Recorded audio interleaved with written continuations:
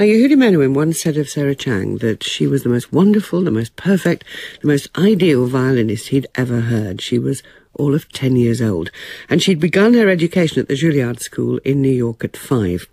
Well, she's now way beyond the child prodigy stage, and at 28 is one of the world's most gifted and sought-after performers. Last night she was in The Hague. She'll be playing in this country in May, and her most recent recording is Vivaldi's Four Seasons.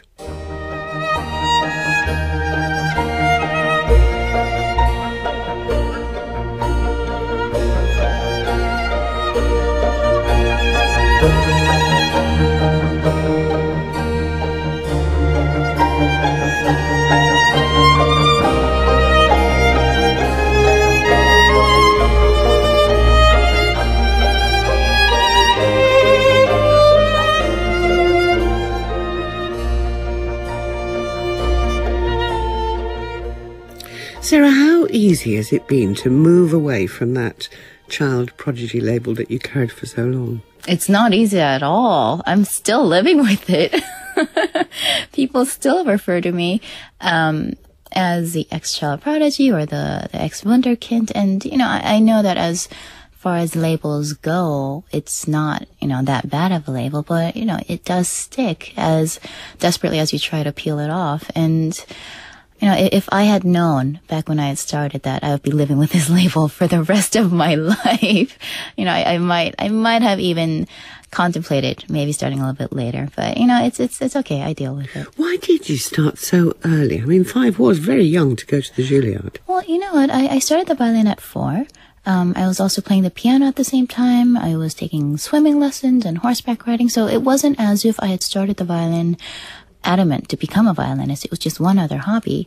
And then I auditioned for Juilliard at about 5.5, and it was just one other extra activity to do. And I loved the environment. I loved how extremely talented everybody at that school was. Juilliard is, in a ways, very competitive, but at the same time, you're surrounded by this astronomical talent of musicians and actors and dancers, and to be in that sort of environment was very, very inspiring. So to come from that, and the career just sort of, rolled on by itself. And, it was only later on where I just sort of, stood back to look at it and just go, wow, I'm really lucky to be doing this.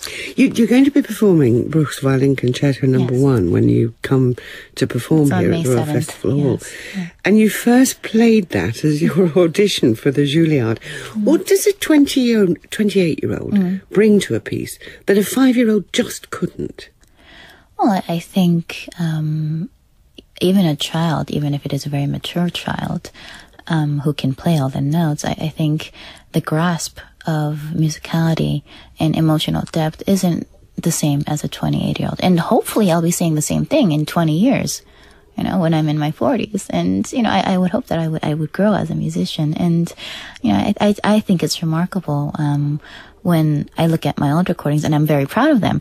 But at the same time, a small part of me cringes because there's so much that I would do differently now, and some things that I want to do over. So, no, it's a huge pleasure for me to be playing the Bruch Concerto in London on May 7th at the Royal Festival Hall. And also I'm recording it the very next week with Kurt Mazur conducting the Dresden Phil, and we're doing the Bruch Concerto and the Brahms Concerto together. So I'm so excited about this. Now, we haven't got a recording of it, obviously, to play today. Not yet. But we have got a recording of you with the Berlin Philharmonic Orchestra playing burlesque from Shostakovich's Violin Concerto No. 1, conducted by Sir Simon Rattle. So we'll hear that.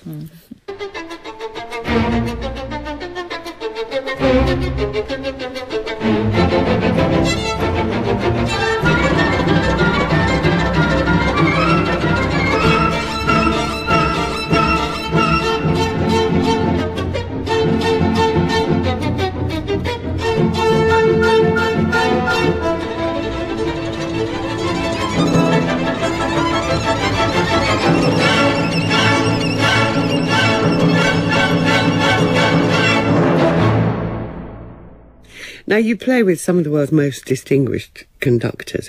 What impact do different conductors have on your interpretation of a piece? The good ones? The good ones are hugely inspirational. They encourage you to play even better.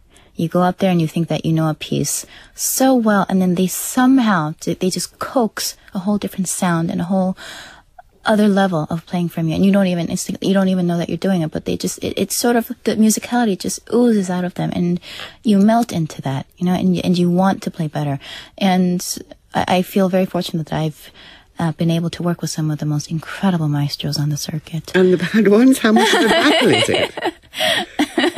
You smile and you get through the week, and then you don't play with them again. You said in a recent interview that you consider yourself a masculine player. What did you mean by that? I think that, it was, I forget which interview I said that, and I think it was slightly taken out of context, because I think it depends on what piece you're playing. I mean, the Shostakovich, which we just heard, is an extremely masculine piece. It's very powerful, very dark, and in a way, there's a lot of despair in the piece. And that, in a way, is a very, very masculine sort of concerto. The Vivaldi, which we heard a few minutes ago, that's a very feminine, really lovely, very pure sort of piece. So I think a violinist really needs to be able to be very, very well-rounded and have the ability to play all of that. You're now American, but originally were South Korean. And I know that 7 years ago you played in North Korea.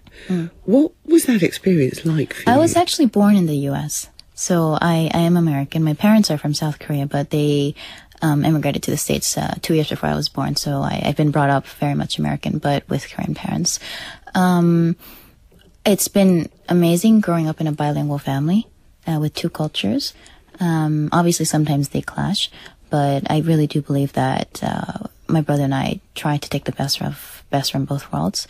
North Korea is another story. Obviously, they're not the most popular country in the world right now, but I did have the opportunity to go and play there in 2002. It was a joint concert with the South Korean Orchestra and North Korean Orchestra. And just politically, this was even before the New York Philharmonic went and made their big splash, but it was just very, very meaningful for me, especially because my grandparents, my parents, they're from South Korea, and myself, even as an American, I do have South Korean heritage, and to go to North Korea and to stand on that stage and to play, it was just very moving for me, and that was truly the first time, and I don't mean to sound cliche, when I realized the power of music, how it really could transcend political talks and the absolute aggressive nature, of how the world sometimes works, and sometimes you just go on stage and it works. Who was in the audience though? Who was allowed to go and this hear was another thing, because I went there and I was a little disappointed that it wasn't for the public. It was for invited government officials only, and that was not what we were told when the concert was booked. But and I was really hoping that I would get to go to visit some of the schools, see some of the students, and that was not allowed at the time. I'm hoping that has now changed. But it is a fascinating country. Obviously, a lot needs to be changed, but incredibly talented orchestra, like phenomenally talented orchestra, and just to be up there, I had to register with the State Department in Washington before I went, and they were giving me all sorts of warnings and why I shouldn't go, and I completely appreciated it, but from a personal standpoint, I just felt that it was something I needed to do. Now, your career takes you from city to city, from country to country, all the time. Hey, yesterday, London today, goodness knows where you'll be tomorrow. How easy is it for you to think about any sort of settled family life? Now you're 28. My mother. I sound like your mother. All right. The sentiment. No, but you know what? I love the life that I have right now, and obviously someday I would love to have a family, but right now the ball has started rolling, and it's an incredibly hectic but such a fulfilling life. It really is, and it's not easy on relationships. I'm not going to kid you. It's quite interesting, and that's the one thing with all the advice that I've gotten throughout my career from people, Lord Menuhin, Isaac Stern, Yo-Yo Ma. all the wonderful advice I've gotten, nobody told me that it was going to be next to impossible to maintain a relationship. And I sort of wish somebody had given me a heads up on that. But, you try. You make time for things that are important to you. And hopefully somewhere down the line, I will ease up on the concert schedule a bit. I'm doing like 100 concerts a year now, and it is completely full-time. So, I would hope to balance that out with a family one day. Is there somebody? Now I really sound like your mother. My mom does ask me that every time I see her. Yes, true. I'm having a lot of fun right now. I know. I think we can probably, sort of decipher that in any way that you like. Okay. I will not press you any further. We'll assume there are several. Sarah Chang, thank you very much indeed for being with us. Good to see you again.